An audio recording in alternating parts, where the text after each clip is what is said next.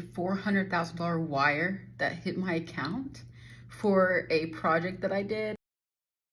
As an architectural designer, some of you have been asking what my rates are. You're so nosy, but I'm gonna tell you guys, and I brought receipts.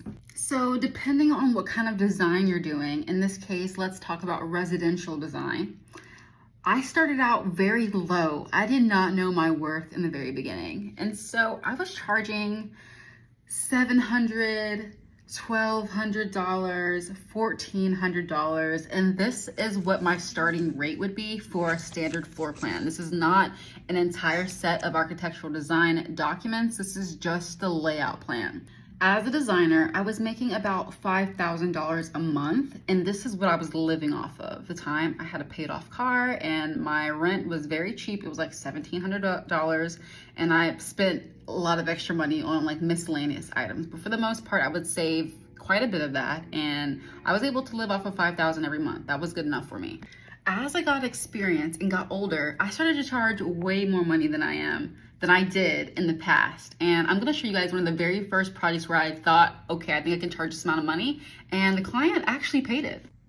So as you can see, all of the details here, this is a real project that I did. I made $16,000 off this project. Now, granted, this project did last more than a month long, but it didn't require as much work for me as I would if I was sitting in front of the computer for 8 hours plus.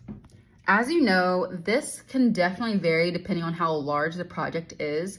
I would say some designers base off of square footage, others have a base rate and do hourly. It really just depends on what kind of designer you are and what you're looking to put into the final product for the client.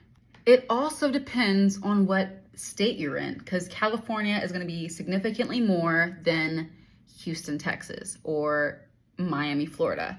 I have my business license in Nevada, and I also have my business license in Chicago, as well as Texas. So I charge all of those clients different based on the rate that is in that particular area.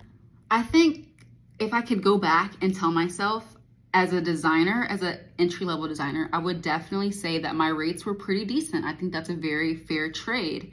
Now, as I got older, I started to realize that my value increased, my experience increased, therefore my rate will increase. So it really depends on your confidence level and your skill level at the end of the day as a designer. Even though it wasn't all mine, I still had to pay an electrician, a plumber, a drywall and taping guy. I've had to pay a lot of other people, so I didn't get to keep all of that.